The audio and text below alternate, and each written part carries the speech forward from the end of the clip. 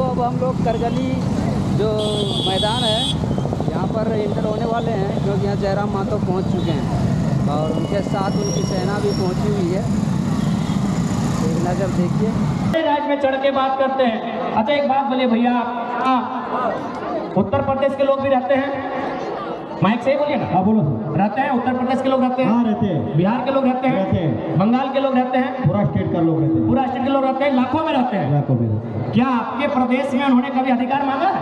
नहीं, कभी नहीं। उनको सबको झारखंड में चाहिए, कहे झारखंड मौका देगा।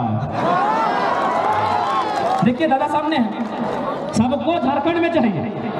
उधर वालों को उधर का हिस्सा चाहिए, इधर वालों को इधर का हिस्सा चाहिए, इधर वालों को इधर का हिस्सा चाहिए। सबको बराबर झारखंड में ही अधिकार चाहिए। उनकी भाषा को भी यहाँ चाहिए, उनके टीचर भी यहाँ होने चाहिए, उनके वकील भी यहाँ होने चाहिए, उनके सब यहाँ झारखंड में होने चाहिए। यही महाराष्ट्र है। महाराष्ट्र में भी लगभग अनुमानित 25-30 लाख के आसपास में यूपी बिहार के लोग रहते हैं, बंगाल के लोग रहते हैं, उड़ीसा के लोग रहते हैं, गुजरात के लोग तो बहुत ज़्यादा रहते हैं।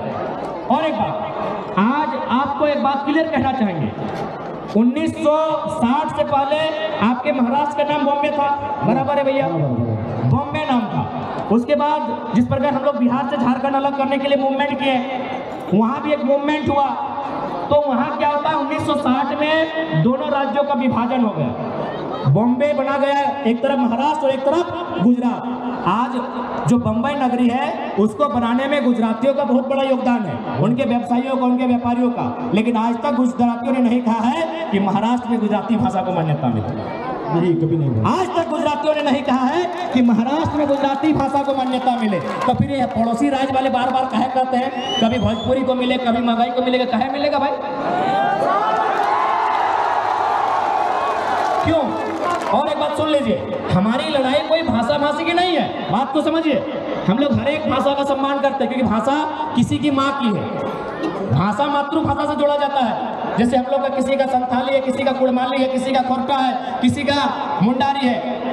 तो भोजपुरी मगही भी किन्हीं की मातृभाषा है। हमें किसी की मातृभाषा शिकायत नहीं है। हमारा बात को समझिए, हमारा शर्त ये है कि आप दुनिया की किसी भाषा को झारखंड में रह के गीत गाए, उसका गाना सुने, हम कानूनी मान्यता नहीं देंगे। बात समझिए, सरकारी दस्तावेज में मान्यता नहीं देंगे, हम ये बात कह रहे हैं। हाँ, बाकी अगर उसके बाद भी अगर आपको दुविधा है तो जिला वाइज सर्वे कीजिए। पलामू गढ़वा साइड में हो सकता है उन भाषाओं को बोला जाता है, तो उसमें एक बुद्धिजीवी जो भाषा साहित्य का ज्ञान रखते हैं, जो भाषा पे जिनका एक बहुत बड़ा रिसर्च रहा है, वो जिला वाइज कैटेगरी कर सकते हैं। और जिला वाइज जो सीमा है सटा हुआ, वहाँ उन भाषाओं की बात कर सकते हैं। पूरे झारखंड में आप कहीं नहीं। और खासकर धनबाद बोकारो में आप उठा के ले आइएगा उन भाषाओं को जो धनबाद बोकारो में नहीं है, तो ये हमारा दुर्भाग्य है। तो लड़ाई कभी भाषा की नहीं है, बात एकदम क्लियर है।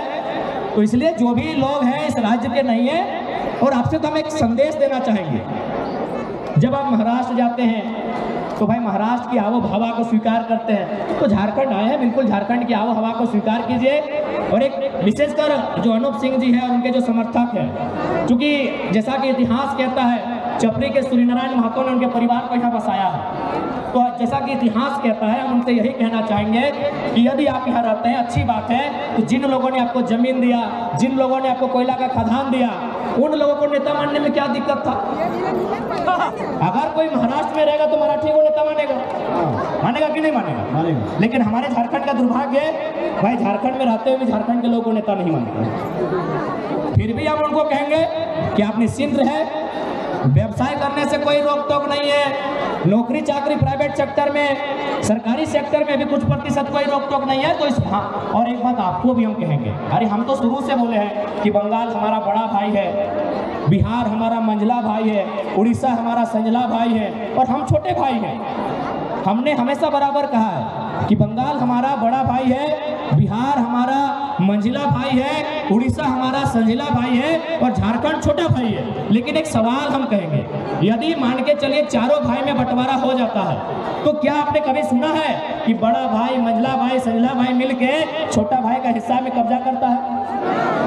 कभी सुने हैं? तो सिंपल है, बंगाल को मिला है 88,000 वर्ग किलोमीटर, बिहार को मिला है 94,000 वर्ग किलोमीटर, उड़ीसा को मिला है 1,55,000 वर्ग किलोमीटर, सबसे कम हम लोग को मिला है 79,000 वर्ग किलोमीटर। जब हम बंगाल के 88,000 वर्ग किलोमीटर में 1 इंच नजर नहीं गड़ाते हैं, जब हम बिहार के 94,000 वर्ग किलोमीटर में 1 इंच नजर नहीं गड़ाते हैं, जब हम उड़ीसा के 1,55,000 वर्ग किलोमीटर में 1 इंच नजर नहीं गड़ाते हैं, तो भाई हमारे 79,000 वर्ग किलोमीटर सबकी नजर कहाँ है?